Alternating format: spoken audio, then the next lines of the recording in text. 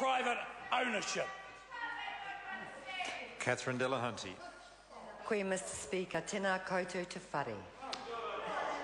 After an outburst of testosterone, we will now enter a period of calm. Today I'm going to speak about an issue that many people don't know much about. But it isn't necessary for me to shout, because the louder we shout, it does not indicate the significance of what we're going to talk about. I'm going to talk about when the Prime Minister went to Jakarta in April. He met with the President of Indonesia. And then the President discussed with him the sad issue of the human rights abuses in West Papua. They had a nice little chat.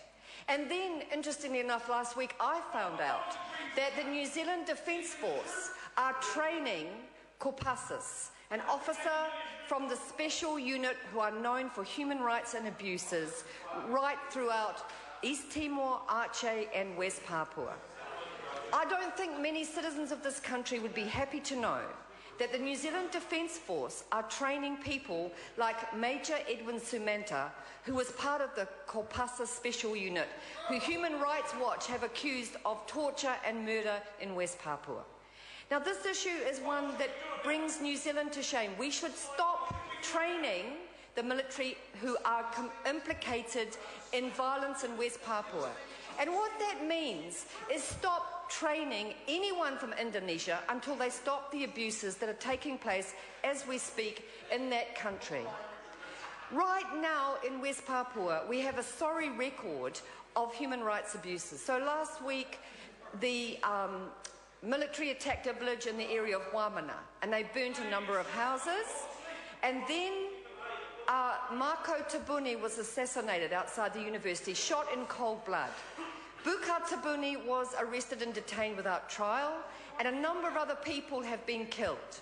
Now, these Pacific people are being killed without licence by military groups such as Kopassus, who we are colluding with if we continue to be involved with them and continue to train them.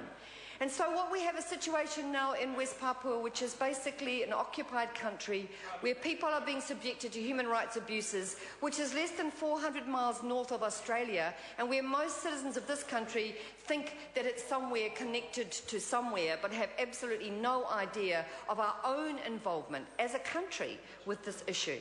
I am not the Foreign Affairs a spokesperson for the Greens, but I am a citizen with a conscience, and I cannot unknow what I have learned from my colleagues in West Papua and who are refugees from that regime. So myself and others today went to the Indonesian embassy, and we held a vigil outside the embassy, and we held up the Morning Star flag.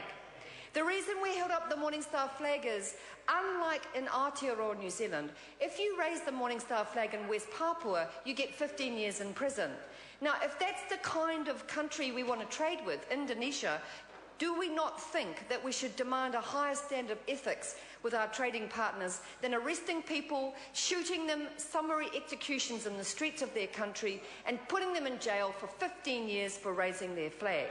Now, in this country, you can, sorry, Mr. Speaker, we can raise any flag we like with impunity, which is the way it should be. We should be able to stand up and raise a flag, instead of which people just north of here are in prison for 15 years. The Jayapura Five, who dared to be the leaders of a Congress held in October 2011, are doing 3.5 years in jail for daring to discuss the issue of self-determination. Now, Mr. Speaker, Aotearoa New Zealand government does have a role, definitely, as a peacemaker. We should be taking leadership, as we did with Bougainville, with Aceh, with East Timor eventually, although it took a while, in terms of requiring the Indonesian government to stop killing citizens. It is not acceptable.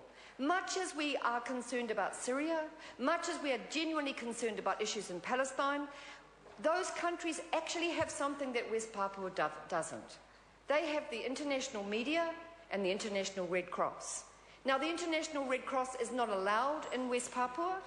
The international media are not allowed in West Papua. And yet our government is training Kopassus.